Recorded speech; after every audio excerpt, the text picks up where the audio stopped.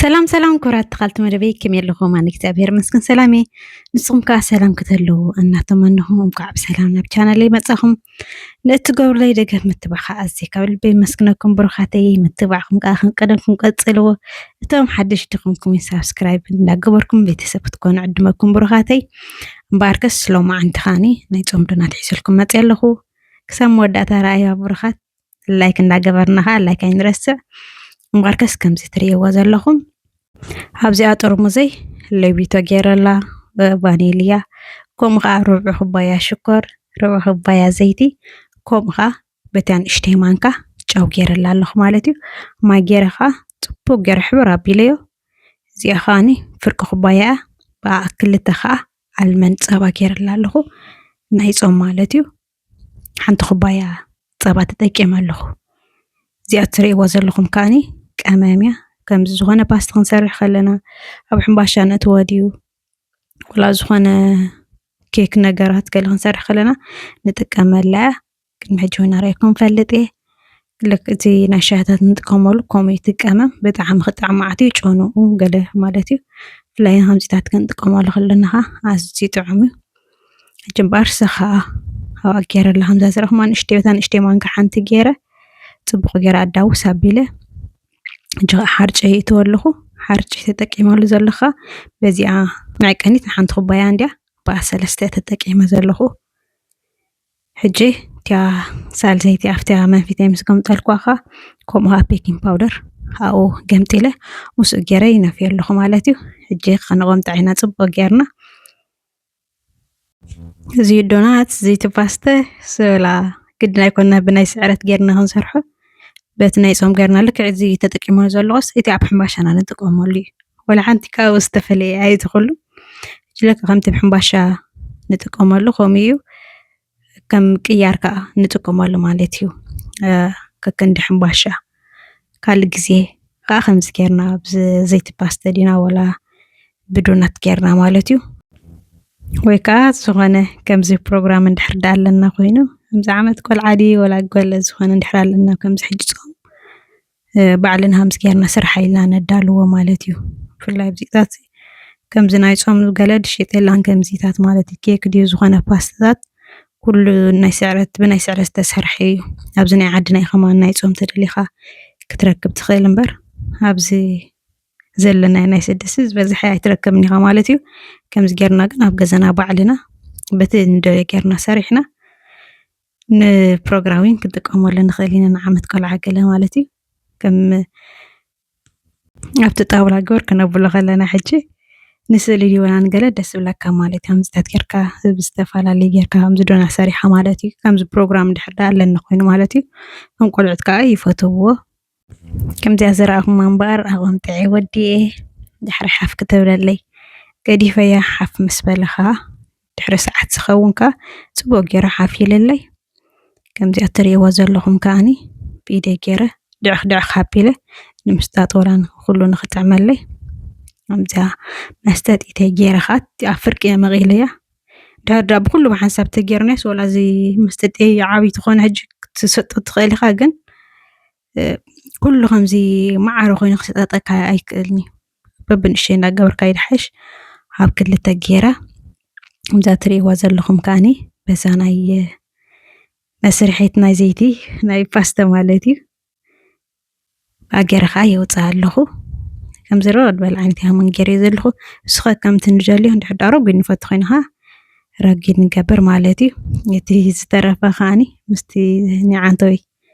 ዘትረፍኮ ገይረ ከዓ ንስኻ ፅቡቅ ገይረ ድዕኽ ኣቢልካ መሊሰ ከኣሳኻ ክሰጣየ ማለት እዩ።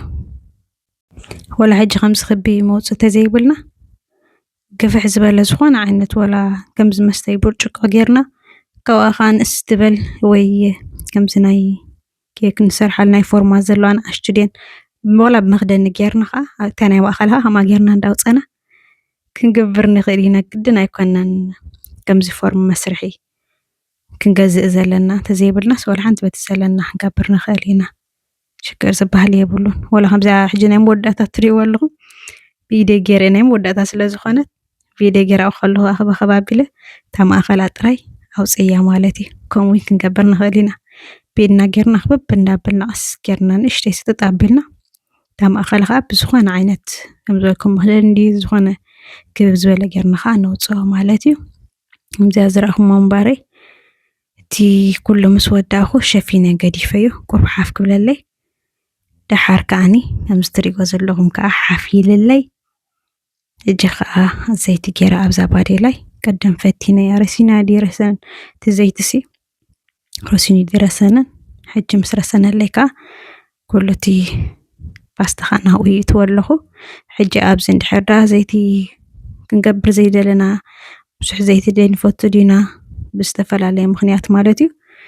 ولا حنتي نقعد فانا خيلينا أب أوفن وين يكالي وخلنا كم زجرنا خوالنا أو أوفن ترى كنا توان خيلينا أب زيت خيط أبسنا مالتي أنا يفوتي أب خمس كيرة بزيتي كيرة خسرحه هجي أنا زناتي دليتي كم زولكم قن السخة كم تدليتنا ولا بنايت عناوين زيتي كنقبر زي فك الناوين قالو حجام زولكم قن أب أوفن نكبره مالتي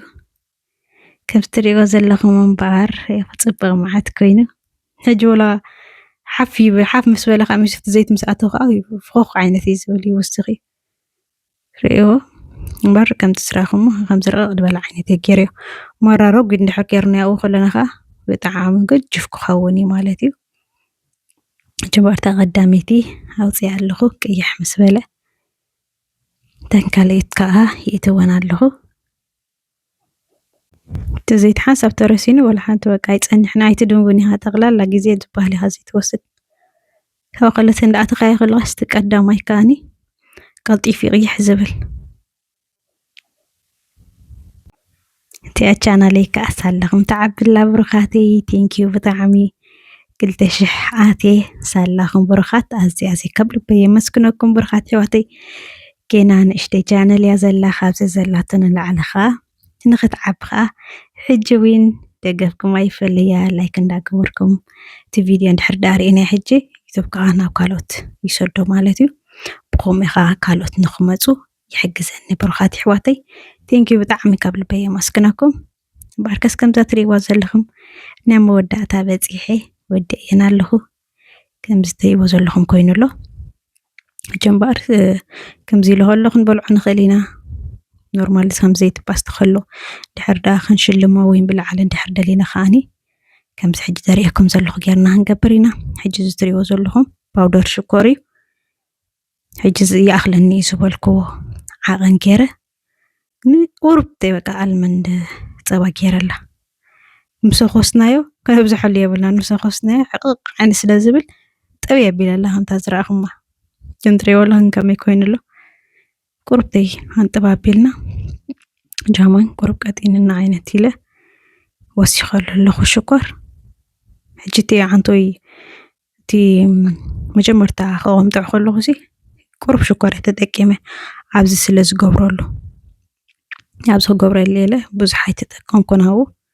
سوق كم تنفتوه ولا شكر بزح دين فتقين ناوي زي بالعلى قبر زلخون ولا حنتها قد في كالي جنبار أقص مسبل كوا أبسل استخف له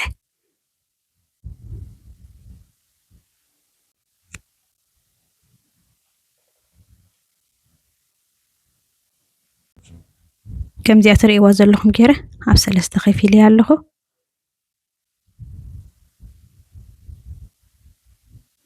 حجي نتي حانتي كاكاو باودر قبر الله حج ساتو بكير حبر كابوله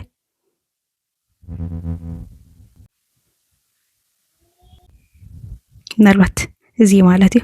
تقدري وتدليو كاكاو باودر نتي كالي تخاني سو نورمال ناي فود كلاري تدقي مازولو استفلا لعنت حبرتات له زول حنتي ناي مغتاس يلستدالوي سخون عينت يبولون ذات ويبولون الجنبار استيهم بزراهما انا روزا غير لالهو تدلنا عينتي نغبرلن خدينا اجي باني ليخا قرب غير له مالتي مغارت كهلو تلا عليها نشي تبابيلها داو سابيل يالهو ሕጂ እዚ ሓንቲ ግን በታ ዘላታ ሽኮር ባያኽ ገድፋ ጀን ንኽጥዕመኒ እቲ ፓስታ ኣብ ሓደ ፀጋ ዓቢለ መሽተኻ ሶፍት እንደገይረሉ ነይረ እቲ ዘይቱ ማንታ ኣንስቲ ከብሎ ኣብኡ ንኽፀፍፍ ኢለ ሽዑ መሰኻ ሓድሽ ሶፍቲ ከዓ ገይረሉ እቲ ዘይቲ ከም ዝተገይርኩነስ ኣብኡ ይፀፍፍ እዩ እቲ ሶፍቲ የብል ኣብኡ ይርአ እቲ ሶፍቲ ትባር ከምዛ ትሪእይዎ ዘለኹም እንዳገበርኩ ከካብ ኩሉ እንዳገበርኩ ይገብር ኣለኹ